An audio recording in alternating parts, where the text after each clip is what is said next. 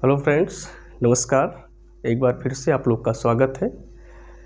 हम लोग पढ़ रहे हैं क्लास 12th का फिज़िक्स और इसमें हम लोग गॉस की प्रमेय पढ़ रहे थे, जिसमें हम लोगों ने अभी तक पढ़ा है किसी एक काल्पनिक पृष्ठ से होकर गुजरने वाला जो टोटल वैद्युत फ्लक्स होता है फाई ई, वो होता है Q/ε0 के बराबर होता है। इसका स्टेटमेंट हम लोगों ने पढ़ा था और इसको हम लोगों ने प्रूफ भी किया था। अब आइए हम लोग आगे देखते हैं कि गॉस के प्रमेय के जो एप्लीकेशन है ना, गॉस के नियम के जो अनुप्रयोग हैं उनको एक एक करके देखते हैं, जिसमें से कई अनुप्रयोग हैं। और इसमें से हम लोग आज गॉस के नियम का पहला अनुप्रयोग पढ़ेंगे। जो सबसे पहला अनुप्रयोग है कि अगर अनंत लंबाई का कोई एक सीधा तार हो तो उसके निकट वैद्युत क्षेत्र की तीव्रता क्या होगी। इससे पहले हम लोगों ने पिछले चैप्टर में पढ़ा था कि जो वैद्युत क्षेत्र की तीव्रता होती है किसी एक पॉइंट चार्ज के कारण, वो होती है E = 1/4πε0 Q/r² न्यूटन प्रति कूलाम होता है। लेकिन चूंकि यहाँ पर एक सीधा तार होगा और वो तार क्या होगा, आवेशित होगा, तो उस पर बहुत ढेर सारे चार्ज होंगे।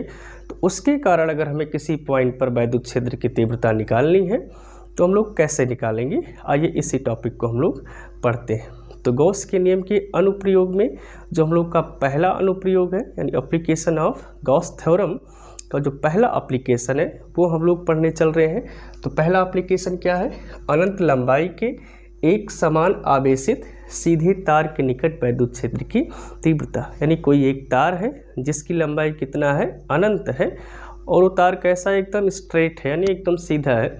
तो उसके निकट अगर कोई पॉइंट है तो वहाँ पर वैद्युत क्षेत्र की तीव्रता कितनी होगी। आइए हम लोग इसको गॉस के नियम से समझने का प्रयत्न करते हैं। तो यहाँ पर जो है हम लोगों ने बनाया है एक अनंत लंबाई का एक तार है। यहाँ पर देख सकते हैं आप लोग, एक तार हम लोगों ने लिया है अनंत लंबाई का, और इससे स्मॉल r दूरी पर, ठीक, इस तार से स्मॉल r दूरी पर यहाँ पर कोई पॉइंट P है जहाँ पर हमें वैद्युत क्षेत्र की तीव्रता ज्ञात करनी है। अब चूँकि यहाँ पर जो तार है उस पर एक पॉइंट चार्ज ना होकर कई ढेर सारे चार्ज हैं, इसलिए यहाँ पर जो है हमें वैद्युत आवेश को नहीं, यहाँ पर हमें वैद्युत आवेश घनत्व को परिभाषित करने की ज़रूरत पड़ेगी। तो वैद्युत आवेश घनत्व अगर कोई रेखा है, ठीक, यानी कोई लाइन है, तो वहाँ पर तो चार्ज डेंसिटी होती है उसे हम लोग लैम्डा से प्रदर्शित करते हैं, और यूनिट एरिया में जितना चार्ज होता है उसी को हम लोग कहते हैं लीनियर चार्ज डेंसिटी। किसी लाइन की यानी किसी रेखा पर इकाई जो लंबाई में जो चार्ज होता है उसी को हम लोग चार्ज डेंसिटी कहते हैं। इसे हम लोग लैम्डा से प्रदर्शित करते हैं। तो लैम्डा = होता है Q/L होता है, और इसका जो यूनिट होता है ये होता है कूलाम पर मीटर होता है। इसको हम लोग क्या कहते हैं, लीनियर चार्ज डेंसिटी या रैखिक आवेश घनत्व कहते हैं। ठीक है, तो इसकी ज़रूरत हम लोग को पड़ेगी क्योंकि यहाँ पर कोई एक चार्ज ना होकर बहुत ढेर सारे चार्ज है। तो हम लोग इसको परिभाषित करेंगे कि यूनिट एरिया में इस तार पर जो चार्ज डेंसिटी है वो कितना है। तो सबसे पहले हम लोग लैम्डा = Q/L लिख लेंगे। यहाँ पर देखिए हम लोग क्या निकालना है, वैद्युत क्षेत्र की तीव्रता निकालनी है। अनंत लंबाई का एक तार है, ठीक है, और इससे स्मॉल r दूरी पर कोई पॉइंट P है। इस पॉइंट पर इस पूरे तार के कारण वैद्युत क्षेत्र की तीव्रता कितनी होगी, इसी मान को हमें प्राप्त करना है। तो इसके लिए हम लोग क्या करेंगे, एक गॉसियन पृष्ठ मान लेंगे जो यहाँ पर जो एक अनंत लंबाई का एक तार दिया गया है इसके अक्ष के समान, यानी जो इसका एक्सिस हो वही इसका अक्ष हो, ठीक, यानी समाक्ष गॉसियन पृष्ठ हम लोग मान लेते हैं। ये गॉसियन पृष्ठ क्या है, एक काल्पनिक पृष्ठ है, ठीक, और वो जो है हम लोग ऐसा मानेंगे कि वो पॉइंट P से ही होकर जाए। तो यहाँ पर इसको हम लोग लिखेंगे कैसे, यहाँ लिखेंगे माना एक अनंत लंबाई का तार है, अनंत लंबाई का तार है जिस पर आवेश एक समान रूप से वितरित है, एक समान रूप से वितरित है। ठीक, यानी एक तार है जिसकी लंबाई कितना है, अनंत है, और इस पर हम लोगों ने एक धनात्मक चार्ज को मान लिया कि एक समान रूप से इस पर जो है चार्ज वितरित है, यानी यहाँ पर जो चार्ज है वो एक समान रूप से इस पर वितरित है। हम मान लेंगे कि माना आवेश, यहाँ लिखेंगे माना तार पर या तार का आवेश घनत्व, चार्ज डेंसिटी हम लोग मानेंगे, आवेश घनत्व लैम्डा है। यहाँ पर चूंकि ये तार जो है एक लाइन की तरह है, इसलिए हम लोग इसको लीनियर चार्ज डेंसिटी लिखेंगे, रैखिक आवेश घनत्व, इसलिए लैम्डा इज इक्वल टू क्या हो जाएगा, Q/L हो जाएगा। ठीक, तो सबसे पहले हम लोगों ने क्या यहाँ पर परिभाषित किया कि लैम्डा की वैल्यू क्या है, तो लैम्डा इज इक्वल टू क्या हो जाएगा, Q/L। यहाँ पर लैम्डा यहाँ पर क्या है, ये है रैखिक आवेश घनत्व। ठीक है, आगे हम लोग देखते हैं, यहाँ लिखेंगे माना तार के निकट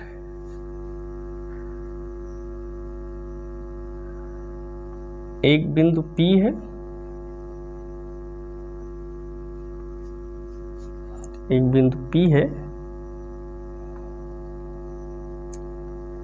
तार के निकट, यहाँ आप कहेंगे तार के निकट स्मॉल r दूरी पर। ठीक, तार के निकट स्मॉल r दूरी पर एक बिंदु P है,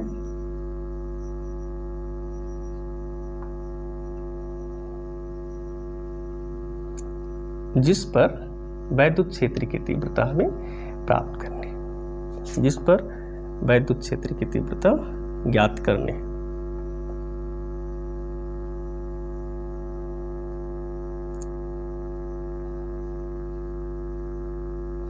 जिस पर वैद्युत क्षेत्र की तीव्रता हमें ज्ञात करनी है। ठीक, यहाँ पर मान लेते हैं कि एक अनंत लंबाई का तार है जिसका रैखिक आवेश घनत्व लैम्डा है, और इससे स्मॉल r दूरी पर एक बिंदु P है जहाँ पर हमें वैद्युत क्षेत्र की तीव्रता ज्ञात करनी है। अब इसके लिए हम लोग करेंगे क्या, इसके लिए हम लोग मान लेंगे इस तार के समक्ष एक गॉसियन पृष्ठ मान लेंगे जिसकी लंबाई कितना है, L है। ठीक, जो बिंदु P से होकर जा रहा होगा, तो यहाँ पर लिखेंगे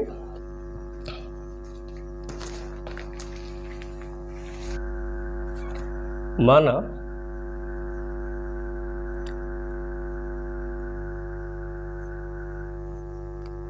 बिंदु P से होकर जाने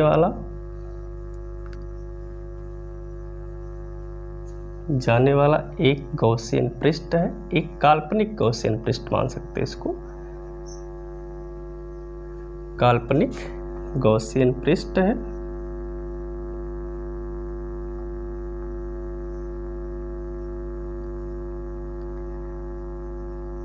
जिसकी लंबाई स्मॉल l है। ठीक, यहाँ पर हम लोगों ने क्या मान लिया, एक गॉसियन सरफेस मान लिया जिसकी टोटल लेंथ कितना है, स्मॉल l। ठीक, अब क्या करेंगे हम लोग, यहाँ पर बिंदु P पर एक छोटा सा अवयव हम मान लेंगे यहाँ पर, जिसका क्षेत्रफल कितना है, dA। ठीक, यहाँ लिखेंगे माना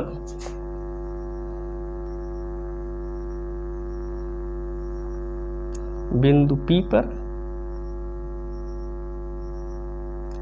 एक छोटा अवयव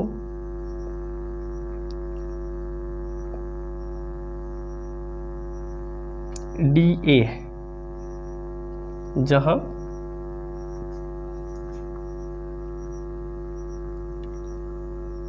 E यानी वैद्युत क्षेत्र की तीव्रता E तथा क्षेत्रफल वेक्टर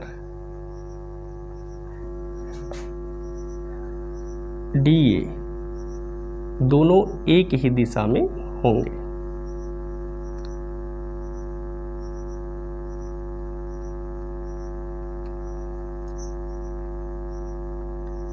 ठीक। यहाँ पर जो है हम लोग जानते हैं अगर कोई पॉजिटिव चार्ज है तो उसके कारण जो इलेक्ट्रिक फील्ड इंटेंसिटी होती है उसकी डायरेक्शन बाहर की ओर होती है। और अगर कोई सिलेंडर होता है, कोई एक गॉसियन पृष्ठ या सिलेंड्रिकल पृष्ठ अगर माने, तो उसके कारण हर एक पॉइंट पर इसका जो क्षेत्रफल वेक्टर होता है वो इस पृष्ठ के लंबवत होता है। इसलिए इस पॉइंट P पर जो वैद्युत यहाँ पर जो क्षेत्रफल अवयव होगा dA, उसका एरिया वेक्टर भी बाहर की ओर होगा और यहाँ पर वैद्युत क्षेत्र की तीव्रता भी बाहर की ओर होगा, यानी दोनों एक ही दिशा में होंगे, दोनों एक ही दिशा में होंगे। इसलिए यहाँ पर हम वैद्युत फ्लक्स का मान यहाँ पर ज्ञात कर लेंगे। यहाँ पर चूँकि हम देख सकते हैं कि यहाँ पर जो गॉसियन पृष्ठ है इसके 3 सरफेस होंगे। एक सरफेस इसका क्या होगा, एक वक्र सरफेस होगा और नीचे और ऊपर का 2 समतल सरफेस होगा। तो यहाँ पर जो वक्र सरफेस होगा वहाँ से होकर जाने वाला वैद्युत फ्लक्स कितना होगा, सबसे पहले इसको हम लोग लिखते हैं। इसे लिखेंगे phi E is equal to, और वैद्युत फ्लक्स की परिभाषा हम लोगों ने लिखा है E dot D A, phi E is equal to E dot D A. अब यहाँ से अगर हमें संपूर्ण फ्लक्स ज्ञात करना है, क्योंकि यहाँ पर एरिया हमने छोटा सा माना है, इसलिए यहाँ पर क्या लिखेंगे D phi E is equal to E dot D A, या इसको हम लिख सकते हैं क्योंकि ये 2 वेक्टर का डॉट प्रोडक्ट लिखा है और हम लोग जानते हैं कि अगर 2 वेक्टर्स हो तो उनका डॉट प्रोडक्ट जो होता है A dot B is equal to A B cos theta होता है। इसलिए हम लोग क्या लिखेंगे E dot D A is equal to, यहाँ लिखेंगे ई डी ए और कॉस थीटा। यहाँ पर चूँकि क्षेत्रफल वेक्टर डी ए और वैद्युत क्षेत्र की तीव्रता दोनों एक ही दिशा में है, इसलिए दोनों के बीच का जो कोण होगा वो 0 डिग्री होगा। यहाँ पर लिख देंगे कॉस 0 डिग्री। और हम सभी लोग जानते हैं कि कॉस 0 डिग्री की जो वैल्यू होती है वो 1 होती है, इसलिए कितना हो जाएगा ई डॉट डी ए। यहाँ लिखेंगे अतः संपूर्ण वक्र पृष्ठ, संपूर्ण वक्र पृष्ठ से जाने वाला फ्लक्स, जाने वाला जो फ्लक्स होगा वो कितना हो जाएगा। यहाँ से phi E is equal to integration of, यानी एरिया इंटीग्रेशन ई डॉट या ई डी ए हो जाएगा। ठीक, यहाँ पर हम लोगों ने भी क्या, केवल इसके वक्र पृष्ठ से होकर जाने वाला वैद्युत फ्लक्स हम लोग निकाल रहे हैं, अभी इसके समतल पृष्ठ पर हम लोग बात नहीं कर रहे हैं। तो यहाँ से हो जाएगा phi E is equal to E area integration A D A. ठीक है, तो हम लोग जानते हैं अगर कोई बेलन हो इस तरह से, तो इसका जो वक्र पृष्ठ होता है कितना होता है, ये बेलन है तो इसका जो वक्र पृष्ठ होता है 2 पाई आर एल होता है। वक्र पृष्ठ कितना होता है 2 पाई आर एल होता है ना। तो यहाँ पर जो आर होता है वो क्या होता है, इसकी त्रिज्या होती है, और जो एल होता है सिलेंडर की लंबाई होता है, इसलिए इसका जो टोटल वक्र पृष्ठ हो जाएगा phi E is equal to यहाँ से E into 2 pi R L हो जाएगा, यानी phi E is equal to 2 pi R L और इंटू ई। इतना हो जाएगा इसके कहाँ से, वक्र पृष्ठ से निकलने वाला वैद्युत फ्लक्स। अगर हम इसके समतल पृष्ठों से निकलने वाले वैद्युत फ्लक्स की बात करें, यानी जो इसका ऊपरी वाला जो फ्लक है वो और नीचे वाला फ्लक, ये दोनों फ्लक क्या होंगे, समतल होंगे। यहाँ पर चूँकि हम देख रहे हैं जो ये लीनियर चार्ज डेंसिटी यानी लीनियर चार्ज है, इस पर जो एक समान रूप से वितरित है, ये पॉजिटिव है, इसलिए इसके कारण जो इलेक्ट्रिक फील्ड की डायरेक्शन होगी वो बाहर की ओर होगी। और समतल पृष्ठ का, अगर कोई पृष्ठ समतल है इस तरह से है तो उसका एरिया वेक्टर कहाँ होगा, ऊपर की ओर होगा। और यहाँ पर चूँकि हम लोग जानते हैं कि अगर दोनों के बीच का कोण 90 डिग्री हो जाए तब वैद्युत फ्लक्स यानी वैद्युत क्षेत्र की तीव्रता और एरिया वेक्टर, वैद्युत क्षेत्र की तीव्रता और क्षेत्रफल वेक्टर दोनों के बीच का अगर कोण 90 अंश हो जाए तो वहाँ पर जो वैद्युत फ्लक्स होता है वो 0 होता है। इसलिए इसके ऊपर वाले समतल पृष्ठ से निकलने वाला जो वैद्युत फ्लक्स होगा वो 0 होगा, और नीचे से जो वैद्युत फ्लक्स निकल रहा है वो भी क्या होगा, 0 होगा। यहाँ लिखेंगे चूँकि गॉसियन पृष्ठ के समतल पृष्ठों से निकलने वाला फ्लक्स 0 है। यहाँ लिखेंगे चूँकि गॉसियन पृष्ठ के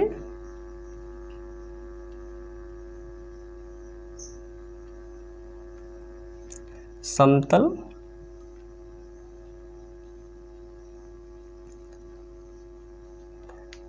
पृष्ठों से निकलने वाला flux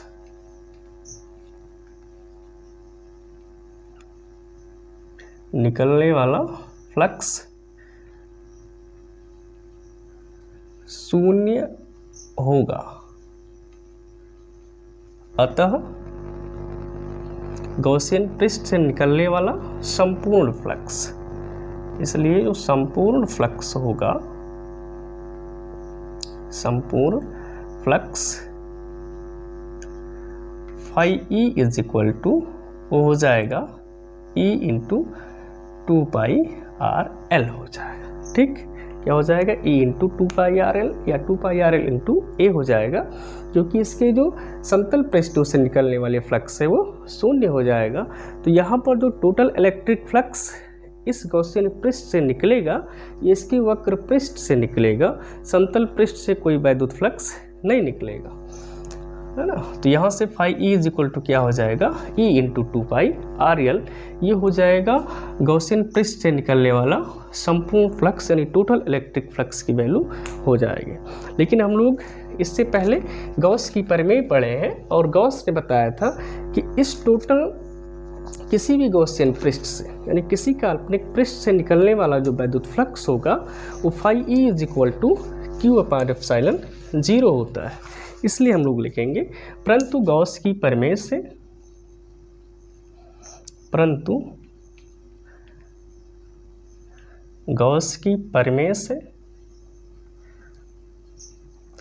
phi E is equal to Q upon epsilon 0, phi E is equal to Q upon epsilon 0। लेकिन हम लोगों ने लिखा था अभी यहाँ पर जो चार्ज डेंसिटी के रूप में हम लोग इसको लिखेंगे, यहाँ लेमडा इज इक्वल टू हम लोगों ने क्या लिखा था, क्यू अपॉन एल लिखा था।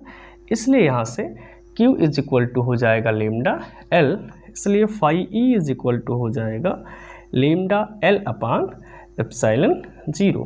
ये हो जाएगा आपका समीकरण 1। यहाँ भी टोटल इलेक्ट्रिक फ्लक्स यहाँ से जो निकल रहा है उसी की बात हुई है, और गॉस ने बताया कि टोटल इलेक्ट्रिक फ्लक्स जो इस गॉसियन पृष्ठ से निकलेगा वो phi E is equal to lambda L upon epsilon 0 होगा। इसलिए हम लोग लिखेंगे समीकरण 1 तथा 2 से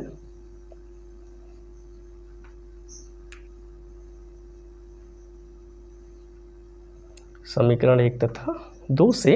अब चूंकि दोनों का बायां पक्ष बराबर है इसलिए दायां पक्ष भी क्या होगा, बराबर होगा। हम लोग लिखेंगे E into 2πRL into lambda L upon epsilon 0 हो जाएगा। हमें क्या ज्ञात करना था, वैद्युत क्षेत्र की तीव्रता इस पॉइंट पर ज्ञात करनी थी, यानी हमें E ज्ञात करना है। तो E इज इक्वल टू हो जाएगा लेमडा एल अपॉन एप्सिलॉन 0, और ये वाला पार्ट इसके नीचे चला जाएगा, यानी 1 upon 2πRL।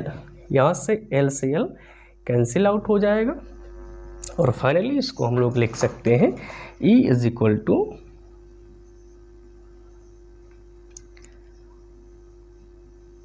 Lambda upon 2π epsilon 0, और इसके साथ में R लिख सकते हैं, या इसको हम लिखें 1 अपॉन 2π एप्सिलॉन 0 और लेमडा अपॉन R। हम लोग यहाँ पर 1 अपॉन 2π एप्सिलॉन 0 की वैल्यू नहीं जानते हैं। सवालों को हल करने के लिए और इस फार्मूले को कुछ थोड़ा और आसान बनाने के लिए हम लोग क्या करते हैं, इसके अंश और हर में 2 से गुणा कर लेते हैं, तब देखिए कितना हो जाएगा। अगर इसके अंश और हर में हम 2 से गुणा कर लें तो E इज इक्वल टू हो जाएगा 1 upon 4π epsilon 0 2 lambda upon R हो जाएगा न्यूटन प्रति कूलम। यहाँ पर 2 से ऊपर नीचे गुणा इसलिए किया गया है क्योंकि अगर हमें सवाल इस तरह से आए तो हम उस सवाल को आसानी से हल कर सकें, क्योंकि हमें 1/4πε0 की वैल्यू पता है, जो कि होता है 9 × 10⁹ ठीक है। इसलिए हम लोगों ने यहाँ 2 से ऊपर और नीचे गुणा किया है, ठीक है फ्रेंड। तो यहाँ से इस तरह से हम लोग क्या करेंगे, गॉस के नियम का एक एप्लीकेशन हम लोगों ने हल कर लिया कि अनंत लंबाई का एक सीधा तार है, उसके निकट किसी पॉइंट P पर जो हमें वैद्युत क्षेत्र की तीव्रता का सूत्र मिला है E = 1/4πε0 2 λ/r न्यूटन प्रति कूलम। Thank you friends.